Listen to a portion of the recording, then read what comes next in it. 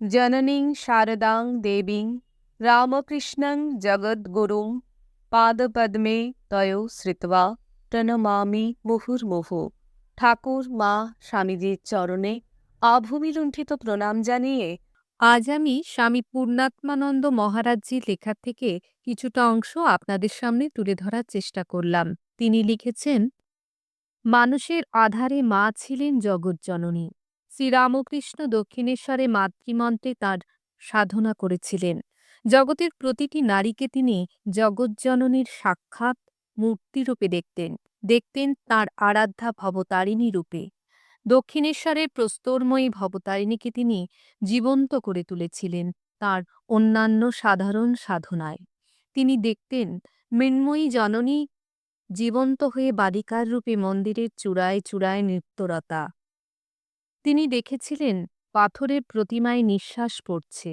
তিনি জানতেন তাঁর চোখে মৃন্ময়ী প্রতিমা চিন্ময়ী হলেও পৃথিবীর আর সকলের সেই দৃষ্টি নেই। তাই তিনি পৃথিবীর সামনে জগৎজননীর একটি অপূর্ব বিগ্রহ রেখে গিয়েছিলেন। কাঠ, মাটি অথবা পাথরের বিগ্রহ নয়, রক্ত মাংসের জীবন্ত প্রতিমা, সারদা। মাতৃমন্ত্রের সর্বশ্রেষ্ঠ সাধক এই অপূর্ব মাতৃবিগ্রহটি জগৎকে দিয়ে গেলেন, আর দিয়ে গেলেন জগতের সর্বশ্রেষ্ঠ মন্ত্র, মা। মায়ের স্নেহ শুধু যে মানুষের ওপরেই ছিল তা নয়, পশু পাখি সকলের প্রতিই ছিল তাঁর গভীর ভালোবাসা। পোষা চন্দনা পাখি, পোষা বিড়াল এবং গরুগুলি ছিল তার পরম আদরের। তারাও ছিল মায়ের পরম অনুরক্ত। তিনি ছিলেন তাদেরও মা। মায়ের পোষা চন্দনা পাখি গঙ্গারাম যখন মা, ও মা বলে ডাকত, তখনই মা যাই বাবা যাই বলে তাকে ছোলা জল দিয়ে আসতেন।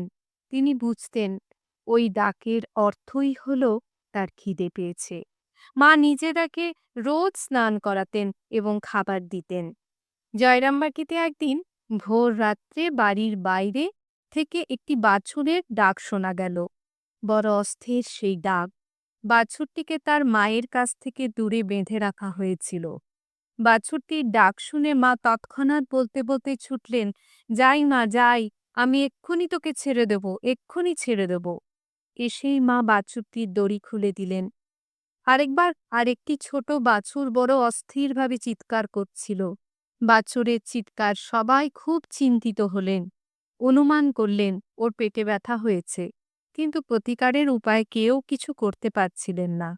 বাছুরটির ডাক মায়ের কানেও পৌঁছেছিল। তিনি ব্যস্ত হয়ে বাছুরটির কাছে গিয়ে তাকে জড়িয়ে ধরলেন এবং তার নাভি ও পেট হাত দিয়ে আস্তে আস্তে মালিশ করতে লাগলেন, ঠিক যেন তার নিজের গর্ভজাত শিশু সন্তান।